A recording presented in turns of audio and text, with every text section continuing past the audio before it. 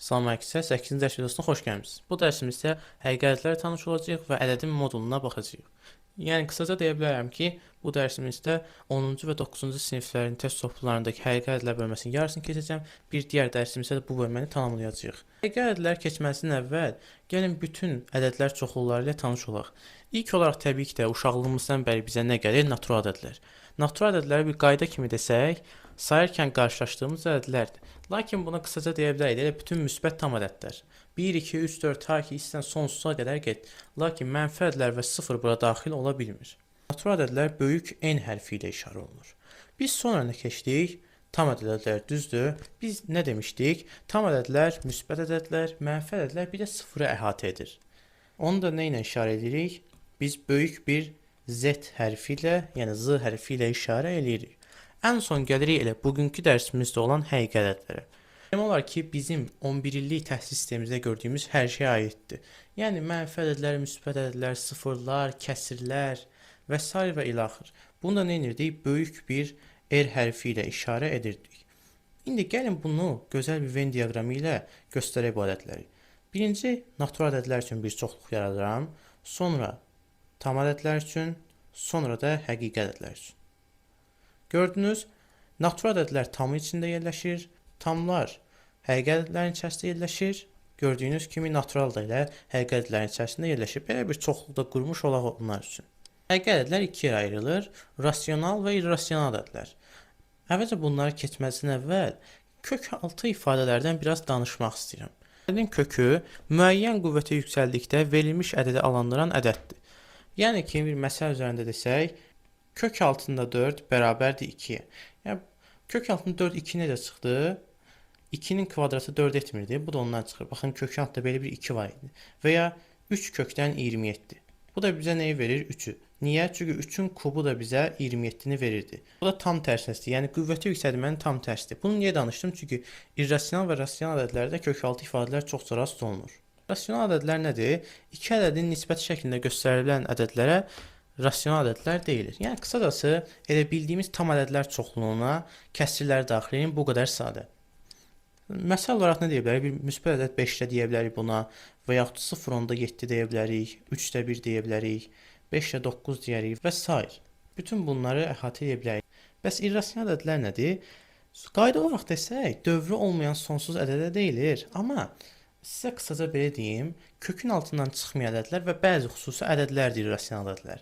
Kökün altından çıxmayan nə deyirəm? Biz məsələn, bayaq nə məsəl vermişdik? Kök altında 4-dən 2-dir, hə? Demək ki, bu kök altında 4 tamamilə kök yox olur və 2 çıxır, düzdür? Amma kökün altından çıxa bilməyən ədədlər hansılardır? Tutaq ki, kök altında 7. Kök altında 7-dən siz bir ədəd çıxarda bilərsiniz. Hə, mənim təqribi deyə bilərsiniz ki, mənim buradan 2 tam, nə bilim, neçə çıxar? Nə bilim, 2,3, 2,4 kimi atarsınız. Amma buradan tam ədəd çıxmır. Gördüyünüz kimi kökün altına çıxa bilməyən ədədləri bir irrasional ədədlərə daxil edirik. Bir də nə dedik? Bəzi xüsusi ədədlər. Xüsusi ədədlərimiz nədir? Riyaziyyatda çoxca işləyəcəyiniz pi ədədi. Təqribi bərabərdir 3,14-ə.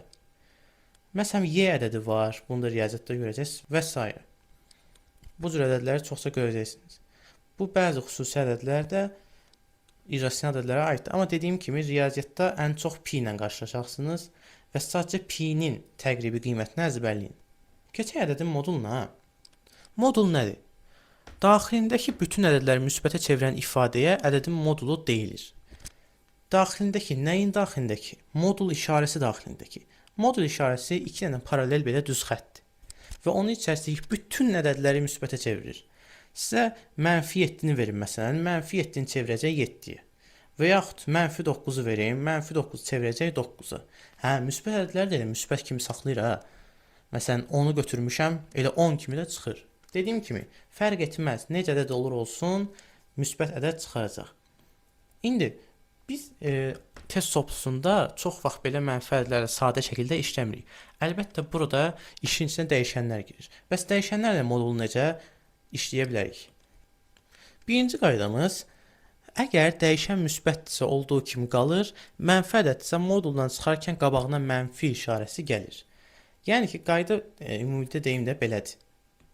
A böyükdür 0 olarsa, yəni müsbət ədəd olur A bu zaman, olduğu kimi çıxır. Modulda A bərabərdir A. Bunu elə məsəl olaraq göstərim də, Tutaq ki A-mız 7-dir. 7 həqiqətən də 0-dan böyükdür, düzdür? Çünki müsbət ədəddir. Elə modulda 7, 7 olduğu kimi çıxmaz. Yəni bu qədər sadətdir, burada çaşacaq bir şey yoxdur. İkincidə, indi əsl moment buradadır. A kiçikdirsə 0-dan, yəni A mənfi ədəddirsə, modulda A mənfi A kimi çıxır. İndi beyniniz qarışa bilər, deyirsiniz ki, müəllim, mənfi A necə çıxır? Axı biz demişik moduldan mənfi ədədlər çıxmır. Onsuz da mənfi ədəd demək deyil ki. Sizə göstərim. Tutaq ki, A-mız burada neçə olsun? Mənfi 5 olsun. Mənfi 5 həqiqətən də 0-dan kiçikdir və modulda mənfi 5-i biz deyirik neçə çıxır? 5. İndi gəlin çıxardaq da. Əgər olduğu kimi çıxarsaydıq, modulda A, baxın, mənfi A kimi çıxmasaydı da, birinci kimi çıxsaydı, modulda mənfi 5 kimi çıxardı. Biz deyirik, yaxı modul ancaq müsbət çıxardır. İndi gəlin bu qaydaya baxaq. Modulda A mənfi A kimi çıxsın. Mənfi 5-in qabağına mənfini ataq. Gördünüz? Biz nə demişdik? Bu iki mənfi birlə... Yeter lan be, yeter lan. Hoca biraz sakinleşsin. Yeter abi yeter. Kusura bakmayın. Bu iki mənfi birləşib nə verir bizə? Müsbət verir. Demək ki, bərabərdir müsbət 5. Gördünüz? Qaydamız demək ki, tam doğru imiş.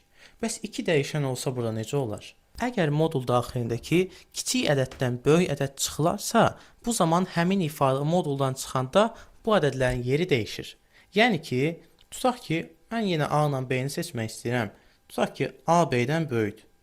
Bu zaman bizə də veriblər ki, modulda B çıxılsın A. Bərabərdir, biz nə dedik qaydaya əsasən? Dedik bunların yeri dəyişir. Niyə? Çünki A B-dən böyükdür. Yəni kiçik ədəddən böyük ədəd çıxırıq, olur. A çıxılsın B. Bu qədər sadə. Desəydik ki, A kiçikdir B-dən və modulda da B çıxılsın A verilib. Onda elə B çıxılsın A kimi çıxardı. Niyə? Çünki onsa böyükdən kiçik çıxırıq da. Gəlin birincini, yəni ki, bunların yerlərinin dəyişməyini ədədlər üzərində isbat edək. Məsələn, mən A-ya vermək istəyirəm 10.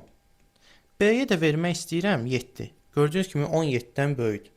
Modulda 7 çıxılsın 10 olsa, bərabər olacaq nə? Yeri dəyişilir də. Niyə dəyişilir? Çünki 7-dən 10 çıxsaq neçə eləyər? Mənfi 3 düzdür. Bu da moduldan 3 verəcək. Elə bir dəfə yerini dəyişə bilərəm də. Bu 10 çıxılsın 7-dir də elə yerlərini dəyişdik. Bu da 3. Gördüyünüz kimi biz bunları ədədlərlə də isbat etdik. İndi təbii ki, tam modula aid deyil. Lakin modul dərsində buna değinməliyik, çünki test sorusunda çoxca qarşımıza çıxır. Qüvvətlərdə modul. Qaydamız budur ki, qüvvəti cüt olan ədədlər daima müsbətə çevrilir. Məsələn, mənfi 15-in üzərinə 2 yazdıqda bu elə 15 üstü 2-yə bərabərdir. Çünki biz nə demişdik? Əgər ağlınızda qalıbsa, mənfi 15 üstü 12, mənfi 15 üstü 2 nə deməkdir? Mənfi 15 öz-özünə 2 dəfə vurulur da, düzdür?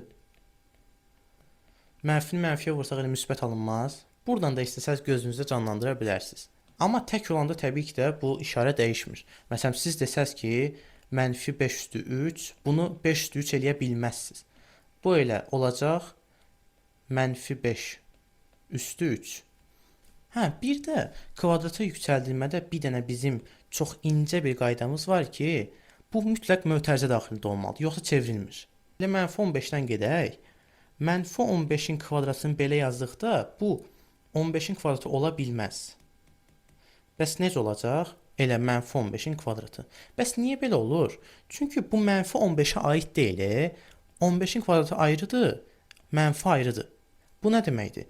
Mənfi 15-in kvadratı bərabərdir, mənfi vurulsun, 15 vur 15. Bu deməkdir. Yəni mənfi 15-dən tamamilə ayrıdır. Bunlara aldanmayın.